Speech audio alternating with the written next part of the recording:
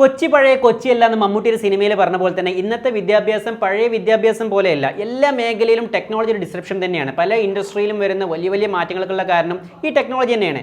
എന്തായാലും ഈ ടെക്നോളജി കൊണ്ട് എഡ്യൂക്കേഷൻ എന്ന സ്പേസിൽ വന്ന ചില മാറ്റങ്ങളെക്കുറിച്ചാണ് ഇന്നത്തെ വീഡിയോ. ഞാൻ സയ്യിദ് ബിസിനസ് ടെക്നോളജി എന്ന വെബ് സീരീസിൻ്റെ മറ്റൊരു അധ്യായത്തിലേക്ക് എല്ലാവർക്കും സ്വാഗതം.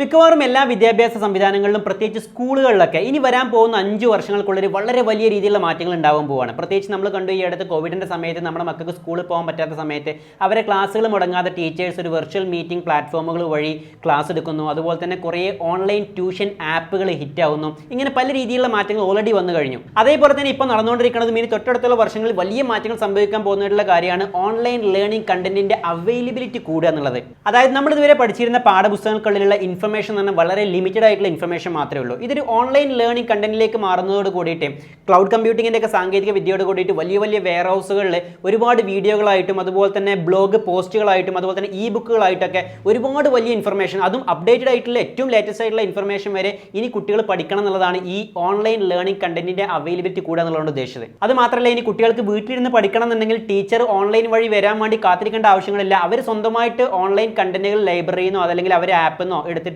അവർ സ്വന്തമായിട്ട് പഠിക്കട്ടെ. അതുമാത്രമല്ല, ഏറ്റവും ലേറ്റസ്റ്റ് ആയിട്ടുള്ള ഇൻഫർമേഷനും അതുപോലെ തന്നെ ഏറ്റവും ഡീറ്റെയിൽ ആയിട്ടുള്ള ഇൻഫർമേഷനും കുട്ടികൾക്ക് കിട്ടണം എന്ന് അവർ പ്രതീക്ഷിക്കുന്ന ഡാറ്റ പെട്ടെന്ന് തന്നെ അവർക്ക് എടുത്തിട്ട് അവർക്ക് ഉപയോഗിക്കാൻ പറ്റുന്ന രൂപത്തിലായിരിക്കും ഈ ഡിജിറ്റൽ കോണ്ടന്റുകൾ ക്രിയേറ്റ് ചെയ്തിട്ടുള്ളത്.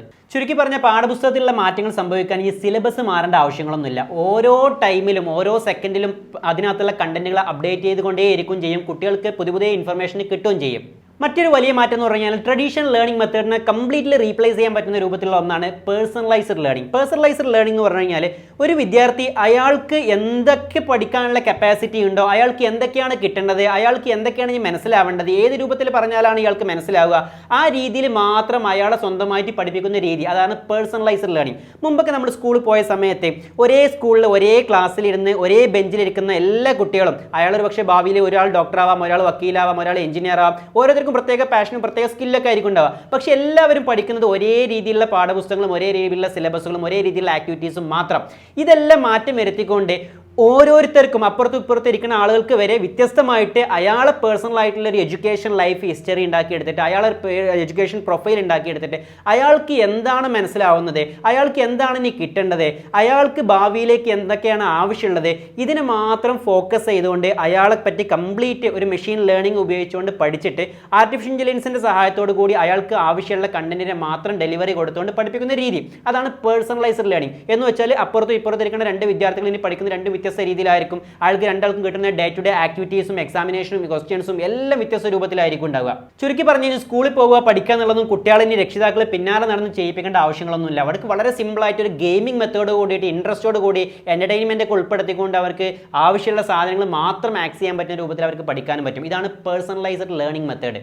അതിലും വലിയ മാറ്റങ്ങൾ സംഭവിക്കാൻ പോകുന്നത് നമ്മുടെ ക്ലാസ് റൂമുകളിലാണ്. പല രക്ഷിതാക്കൾക്കും ഇപ്പോഴും ആശങ്കയാണ്, നമ്മുടെ ഓൺലൈൻ വഴിയൊക്കെ ക്ലാസ്സുകൾ പഠിപ്പിക്കുകയാണെന്നുണ്ടെങ്കിൽ ഇതുപോലുള്ള ആപ്ലിക്കേഷനും ട്യൂഷൻ ആപ്പൊക്കെ ഉണ്ടെന്നുണ്ടെങ്കിൽ വീട്ടിൽ തന്നെ പഠിച്ചാൽ പോലെ എന്തിന് ക്ലാസ് റൂമിലേക്ക് പോകണോ, അല്ലെങ്കിൽ ഭാവിയിൽ ക്ലാസ് റൂമുകൾ ഇല്ലാതാവുമോ എന്നുള്ളതാണ്. പക്ഷേ ക്ലാസ് റൂമുകളിലേക്ക് പോകേണ്ടി വരും. പക്ഷേ അത് പഠിക്കാൻ വേണ്ടിയിട്ടുള്ള പകരം എക്സ്പീരിയൻസിനായിരിക്കും ഉണ്ടാവുക. അതായത് വീട്ടിലിരുന്ന് റെഫർ ചെയ്തിട്ടുള്ള ഡിജിറ്റൽ കോണ്ടന്റുകൾ വെച്ചിട്ട് വീഡിയോ അല്ലെങ്കിൽ റെഫർ ചെയ്ത് കണ്ട് പഠിച്ചിട്ടുള്ള ചില സാധനങ്ങളെ നേരിട്ട് പ്രാക്ടീസ് ചെയ്യണമെന്നുണ്ടെങ്കിൽ അതല്ലെങ്കിൽ പ്രത്യേകിച്ച് ഒരു മെഷീനോ സിസ്റ്റം വഴിയൊക്കെ അതിനൊരു എക്സ്പീരിയൻസ് ചെയ്യണമെന്നുണ്ടെങ്കിൽ ആ ക്ലാസ് റൂമുകളിലേക്ക് നേരിട്ട് പോകും വേണം. ഒരുപാട് ഇന്നോവേറ്റീവ് ആയിട്ടുള്ള പുതിയ പുതിയ ടെക്നോളജിയും കാര്യങ്ങളൊക്കെ കണക്ട് ചെയ്തുകൊണ്ടായിരിക്കും ഇനി ഈ രീതിയിലുള്ള എക്സ്പീരിയൻസ്ഡ് ലാബുകളെ ക്ലാസ് റൂമായിട്ട് ഉപയോഗപ്പെടുത്താൻ പറ്റുക. ക്ലാസ് റൂമുകളിൽ വരാൻ പോകുന്ന തരം ടെക്നോളജിയാണ് ഓഗ്മെന്റഡ് റിയാലിറ്റി. ഓഗ്മെന്റഡ് റിയാലിറ്റി പല ആളുകൾക്കും പരിചയം ഉണ്ടാവും. ഓഗ്മെന്റഡ് റിയാലിറ്റി നമ്മുടെ മൊബൈൽ ഫോണിനൊക്കെ AR കോർ പോലുള്ള ആപ്ലിക്കേഷനൊക്കെ ഇൻസ്റ്റാൾ ചെയ്ത് വെച്ച് കഴിഞ്ഞിട്ടുണ്ടെങ്കിൽ ഒരു പ്രത്യേക ഇമേജിനെ ഒബ്ജക്റ്റിനൊക്കെ ഫോക്കസ് ചെയ്ത് ക്യാമറ പിടിച്ചു നോക്കി കഴിഞ്ഞിട്ടുണ്ടെങ്കിൽ ആ ഇമേജുമായിട്ട് ബന്ധപ്പെട്ട കൂടുതൽ ഇൻഫർമേഷൻ ഒരു ആനിമേറ്റഡ് ഫീലിംഗോട് കൂടിയിട്ട് നമുക്ക് കാണിച്ചു തരാൻ പറ്റുന്ന രൂപത്തിൽ ഒരു സംവിധാനമാണ് ഓഗ്മെന്റഡ് റിയാലിറ്റി. എന്ന് വെച്ചാൽ നമ്മുടെ മക്കൾ ഇനി സ്കൂളിൽ പോകുന്ന സമയത്ത് അവരുടെ കയ്യിലുള്ള സ്മാർട്ട് ഫോണും ആപ്ലിക്കേഷനും ഉപയോഗപ്പെടുത്തിയിട്ട് കണ്ണിനെ കുറിച്ചാണ് പഠിക്കണം എന്നുണ്ടെങ്കിൽ ഒരാളെ കണ്ണിന് നേരെ അതല്ലെങ്കിൽ കണ്ണിനായിട്ട് ബന്ധപ്പെട്ടുള്ള ഒരു ഇമേജിന്റെ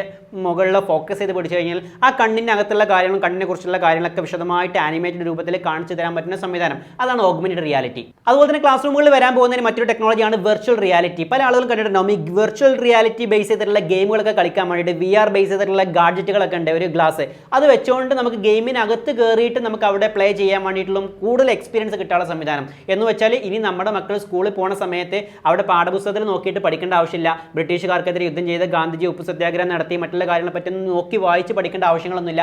പകരം അവർ യഥാർത്ഥത്തിൽ കാലഘട്ടത്തിൽ ബ്രിട്ടീഷുകാർക്കെതിരെ അടുത്തുള്ള യുദ്ധത്തിലും അതുപോലെ തന്നെ ഉപ്പു സത്യാഗ്രഹത്തിലും ഗാന്ധിജിൻ്റെ കൂടെ നിന്ന് അവിടെ പോയി നിന്ന് വർക്ക് ചെയ്യേണ്ട ഒരു എക്സ്പീരിയൻസ് അവർക്ക് കിട്ടും. അതായത് നമ്മുടെ ചുറ്റുഭാഗം നോക്കി കഴിഞ്ഞാണെന്നുണ്ടെങ്കിൽ ചുറ്റുഭാഗം ആളുകളുണ്ടാവും, മറ്റുള്ള രീതിയിലുള്ള ഫീലിങ്സുകൾ ഉണ്ടാവും. അങ്ങനെ ഒരു റിയാലിറ്റി മോഡൽ എക്സ്പീരിയൻസ് ചെയ്യാൻ പറ്റുന്ന ഒരു സംവിധാനമാണ് വെർച്വൽ റിയാലിറ്റി കൊടുക്കുന്നത്.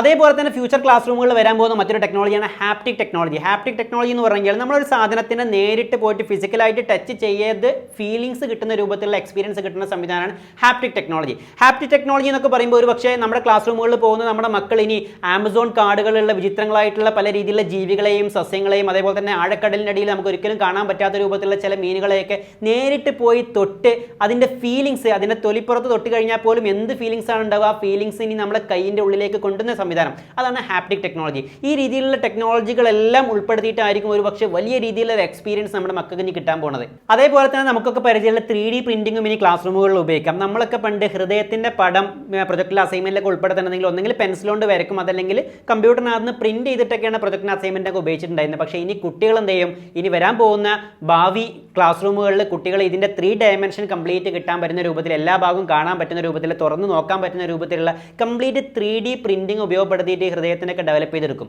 ഈ കാര്യങ്ങളൊക്കെ പറയുമ്പോൾ പല ആളുകൾക്ക് ഒരു ചോദ്യം ഉണ്ടാവാം, നമ്മളെ പഠിപ്പിച്ച അധ്യാപകർ എന്ത് ചെയ്യും, അവരിനി ക്ലാസ് റൂമുകളിലൊന്നും വേണ്ടേ? കാരണം ഈ പറഞ്ഞ സാധനങ്ങളൊക്കെ ചില ഇലക്ട്രോണിക് സാധനങ്ങളോ മറ്റുള്ള എന്തെങ്കിലും മെക്കാനിക്സോ സോഫ്റ്റ്വെയർ ഒക്കെ ഉപയോഗിച്ചുണ്ടാക്കിയിട്ടുള്ള ടെക്നോളജികളാണ്. ഈ സാധനങ്ങളൊക്കെ വന്നു കഴിഞ്ഞാൽ അധ്യാപകർ എന്ത് ചെയ്യുന്നു? അധ്യാപകരെ പറ്റി പറയുകയാണെന്നുണ്ടെങ്കിൽ അധ്യാപകരിനി പഠിപ്പിക്കാൻ വേണ്ടിയിട്ട് നമ്മുടെ ക്ലാസ് റൂമുകളിലേക്ക് വേണ്ട, അതായത് ഒരു ഫാക്കൽറ്റി ആയിട്ട് വേണ്ട, പകരം ഒരു ഫെസിലിറ്റേറ്റർ ആയിട്ട് വേണം. ഈ പറഞ്ഞ എക്സ്പീരിയൻസ് കൊടുക്കാൻ പറ്റുന്ന രൂപത്തിലുള്ള മെക്കാനിക്സ് ഒക്കെ ഫെസിലിറ്റീസ് കൊടുക്കുന്ന ഒരു ഫെസിലിറ്റേറ്റർ ആയിട്ട്.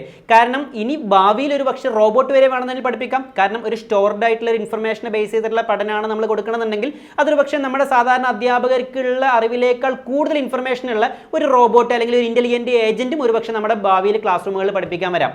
എഡ്യൂക്കേഷൻ മേഖലയിൽ ഇത്രയധികം മാറ്റങ്ങൾ സംഭവിക്കുന്ന സമയത്തും എഡ്യൂക്കേഷൻ്റെ അവസാന പാർട്ടായിട്ടുള്ള എക്സാമിനേഷനിൽ എന്താ സംഭവിക്കുക?